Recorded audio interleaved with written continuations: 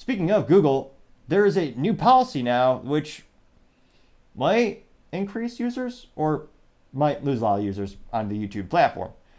Now, specifically, YouTube is trying to battle the blockers, similar to other tech companies. Now, one of the most popular things that my friends used to talk about back in the day when YouTube debuted was the YouTube Ad Blockers, which was a fancy plugin which actually blocked the ads. And back in the day, there wasn't too much of a compelling reason for it for most people, because at the beginning of YouTube, there was no ads. Then there's just one. And before you know it, now there's two. And now there's three. And some of them have four. And then you also have to give shout outs because the ads don't pay as much as they used to. Kind of like Topping Technologies. If you need IT, we can help you out. This channel's not monetized yet, but it's still moderately funny to do that joke. But if you do need assistance, sales at Topping Technologies can assist.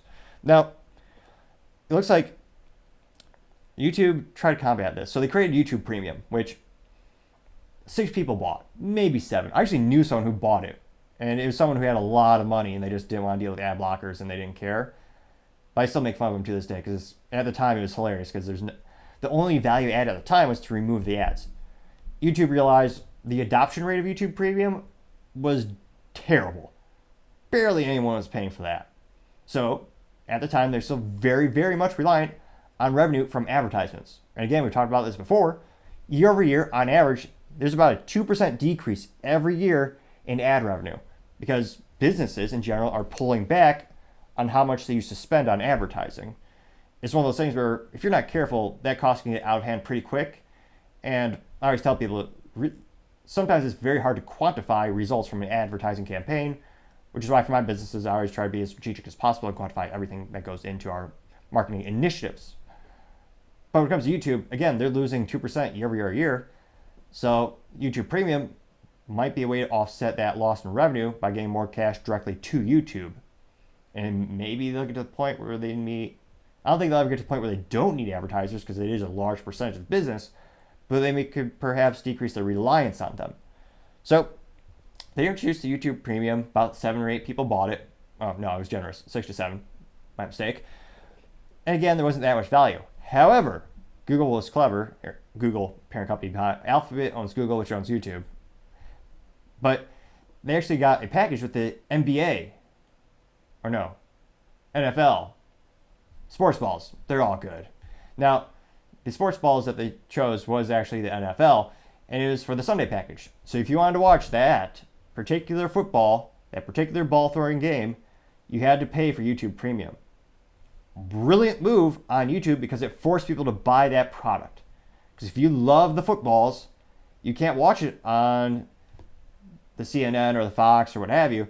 It has to go there, giving people a very compelling reason to purchase that new YouTube Premium package. So that increased their total customer count from 6 to 7 to 18 to 20 people. Joking a little bit. I actually know 2 or 3 people who did buy it this time. But again, the ad blockers started to increase because you're not just getting one ad, you're getting 2, 3, 4, 5 ads. It's getting ridiculous. So more and more people are starting to use the ad blocker, which does exactly what it sounds. It would block the ad for playing, which YouTube didn't like because then they're not making that money off of that. Now, it looks like a couple weeks ago, YouTube announced that they're going to deploy some software to stop the ad blockers. And it looks like we're starting to see more and more evidence of it actually showing up. So we're seeing screenshots of people on Reddit who are posting the results of their interface when they're going on the YouTube. And right now, with the data we have right now, it looks like if you have an ad blocker, they'll let you watch 3 videos until they just lock you out.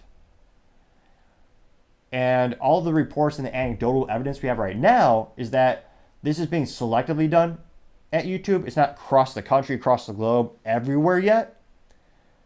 But if I were a gambling man, I'd say that's just around the corner.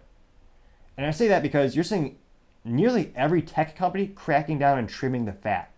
It used to be for decades, Twitter, Facebook, they didn't care if you were a bot or if you were real, if you were scamming the system. They wanted the highest number of users because that's what the shareholders cared about. That's what the stockholders care about. They wanted to have the mass adoption rate. So there wasn't a lot of incentive for them to get rid of the false accounts or crack down on password sharing because it was all about the number of users. Now, you have record high interest rates. Cash is no longer free, so to say. And a lot of businesses, instead of having mass adoption rate, they're being measured by, okay, well, how profitable are you? And some of these businesses are finding out, well, not so much, kind of like Twitter. Elon might break even this year. He had to trim about 6,000 jobs from that company, or as I like to call 6,000 useless activists and maybe 2 or 3 useful people. The vlogs speak for themselves. A lot of people used to work there and brag about taking a 15-minute meeting, then spending the rest of the day doing extracurricular stuff, yet getting paid $300,000 a year, which is ridiculous. But nevertheless, Elon trimmed all that fat, and it looks like they've been losing. Twitter lost money for years. This year, the rumor is they're going to break even. Eventually, they'll be profitable. And you're seeing a lot of these other tech companies do the same thing. Netflix, they had password sharing for decades. They even had a tweet where they said loving someone is sharing a password. They were encouraging the practice of sharing that because, again, it got them a high user count. Two or 3 months ago, Netflix said, oh, yeah, you're not going to, you can't do that. So if you're outside the house of the account payer, you have to pay a discounted rate for your to have a Netflix profile to watch all the movies and films.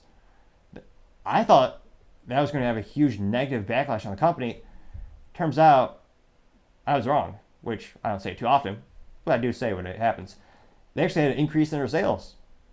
Because a lot of people, it's one of those things where once you get something for free, people usually don't value it. That's why in sales or IT, you never want to just give something away for free because then they'll never want to pay for it. It's in their mind that this has been free before. There's no value because they got it for free. So that's always the thing I tell people when it comes to sales is when you give stuff away for free, you're showing it has no value. It might, but that's not what you're communicating. And with Netflix, if you're getting something for free, why would you uninstall and pay for it? I suspect some people partially pay for it because it was at a discount. I think it's $8 a month if you're the outside the home profile. So they actually did increase their sales. And I suspect YouTube is going to do the same thing if they roll this out globally. It probably will have an increase on their sales because once you get to 5 to 6 ads, I think a lot of people are going to be sick of that, and they're just going to say, "Fine, I'll pay a couple dollars a month." There's a lot of content on YouTube. It has the largest user base of creators. There's a lot of upside to that, and this might be the thing to push people across that finish line to make them buy YouTube Premium. And we'll see. Thank you everyone for taking the time to tune in today. We're trying to get to 3,000 subscribers this month, so every time you click that button, it greatly helps us out. Also, don't forget to like, subscribe, and comment. Each one of those things also helps us out a lot as well. Appreciate the critique and the feedback. Also, don't forget to tell your family, tell your friends, tell your coworkers, heck, tell your enemies, tell anyone and everyone. Just stay safe and fight the good fight.